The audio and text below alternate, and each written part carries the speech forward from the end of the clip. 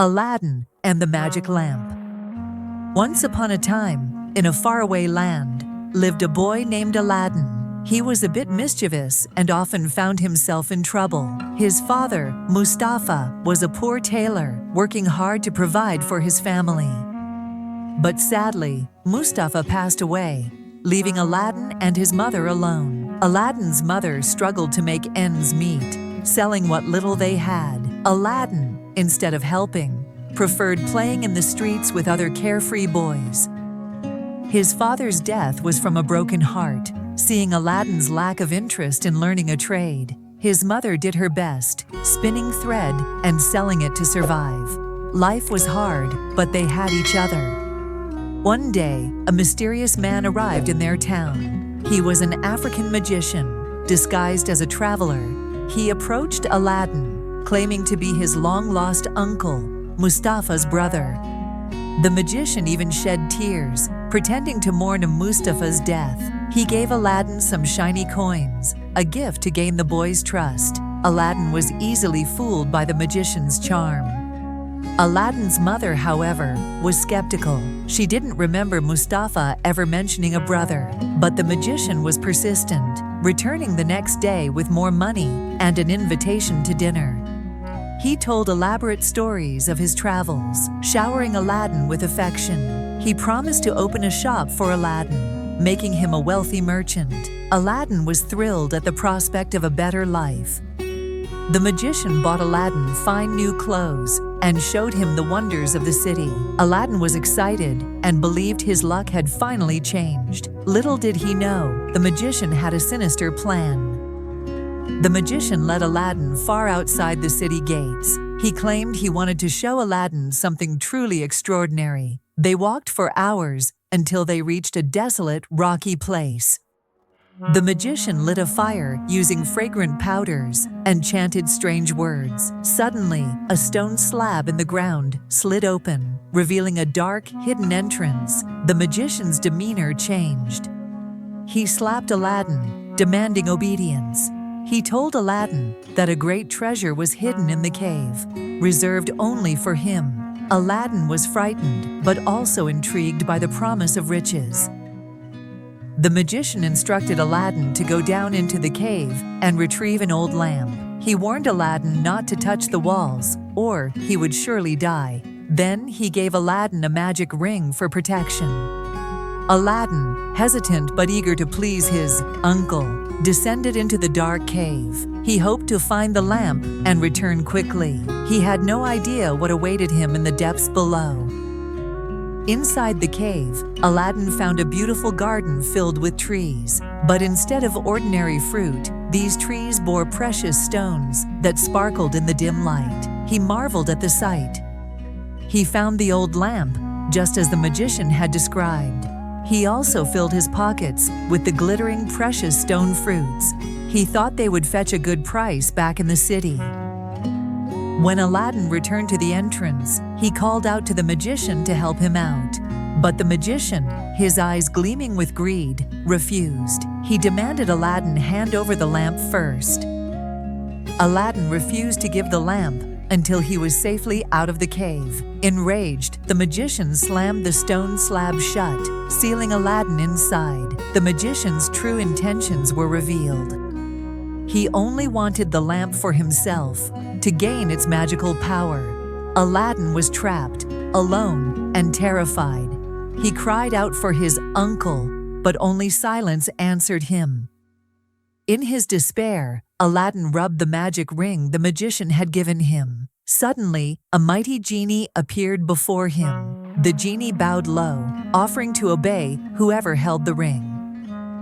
Aladdin, astonished, realized the ring's power. He commanded the genie to take him out of the cave. In an instant, Aladdin was transported back to the surface, far from the dark and treacherous cave.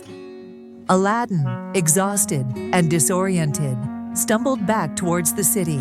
He finally reached his home, weak with hunger and fatigue. He collapsed at the doorstep, calling for his mother. His mother rushed out, overjoyed to see him alive. Aladdin fainted from exhaustion. When he awoke, he told his mother everything that had happened. the magician's betrayal, and the cave. He showed her the precious stones he had brought back, the fruits from the garden. His mother was amazed by their beauty. Then she noticed the dirty old lamp and decided to clean it. As she rubbed the lamp, a plume of smoke erupted, and another, even more powerful genie appeared. This genie roared, offering to obey whoever held the lamp. Aladdin's mother fainted in fright. Aladdin quickly grabbed the lamp. Realizing its incredible power, he commanded the genie to bring them food. In an instant, a silver tray laden with delicious food and wine appeared before them. His mother revived, amazed by the sight. Aladdin explained everything about the lamp and its genie. They were no longer poor, they had a source of unimaginable power. Aladdin and his mother began to sell the silver plates from the genie's feast. Aladdin went to a goldsmith, but a deceitful Jew tried to cheat him. The honest goldsmith warned Aladdin against the Jew's trickery. The goldsmith explained the true value of the precious stones Aladdin had brought from the cave. Aladdin realized he was richer than he had ever imagined. He decided to use his wealth to improve his life. One day, Aladdin saw Princess Badrul Budur, the Sultan's beautiful daughter. He instantly fell in love with her. He declared to his mother that he would marry the princess. His mother objected, pointing out their low social status. She said it was impossible for a poor boy like Aladdin to marry a princess, but Aladdin was determined. He decided to offer the Sultan a gift of the precious stones. He hoped to impress the Sultan and win the princess's hand. His mother hesitated, fearing rejection and humiliation.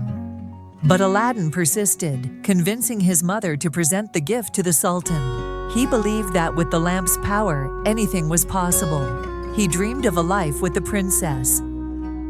Aladdin's mother journeyed to the palace, carrying the precious stones. She waited patiently in the Sultan's court for an opportunity to speak. Many others were there, seeking the Sultan's favor. The Sultan noticed the woman and asked his vizier about her. Aladdin's mother stepped forward and presented the gift. The Sultan was astonished by the beauty and value of the precious stones. The vizier, however, was envious. He feared that Aladdin would replace his own son in the Sultan's favor.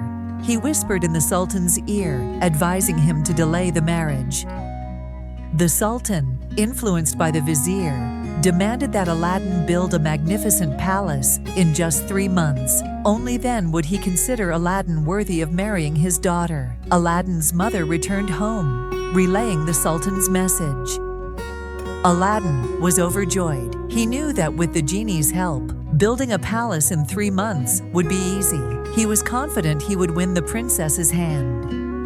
Aladdin learned that the vizier's son was to marry the princess that very night. He was furious and vowed to disrupt the wedding. He would not let the vizier's son steal his princess. Aladdin used the lamp to summon the genie and disrupt the wedding night. He commanded the genie to transport the newlyweds to his own humble room.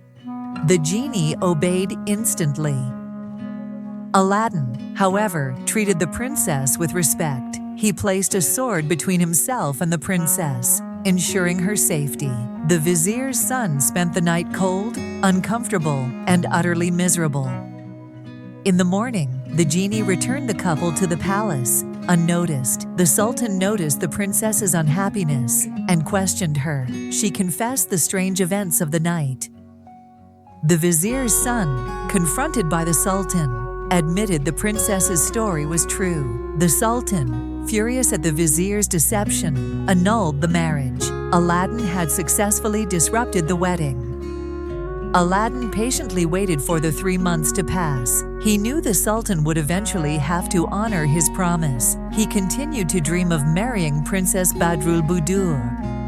As the 3 months drew to a close, Aladdin's mother went to the palace to remind the Sultan of his promise. The Sultan, still influenced by the vizier, presented a new demand. He required 40 gold basins filled with jewels, carried by 40 slaves. Aladdin, unfazed, summoned the genie to fulfill the Sultan's demand. In an instant, a magnificent procession appeared, heading towards the palace. 40 slaves, each carrying a gold basin filled with sparkling jewels. The Sultan was amazed by Aladdin's wealth and power. He finally accepted Aladdin as worthy of his daughter's hand. He declared that Aladdin was a man of great fortune and deserved the princess. Aladdin, however, remained humble. He acknowledged the Sultan's power and his own humble origins. He thanked the Sultan for his generosity and promised to be a good husband to the princess. Aladdin used the genie to build a magnificent palace, even more splendid than the Sultan's. It was filled with treasures and wonders beyond imagination. Finally, Aladdin married Princess Badrul Budur. Aladdin had achieved wealth, love, and a place of honor in the kingdom. He lived happily ever after with his princess, using the lamp's power for good. And so, Aladdin, the wayward boy, became a prince, proving that even the humblest of beginnings can lead to extraordinary destinies.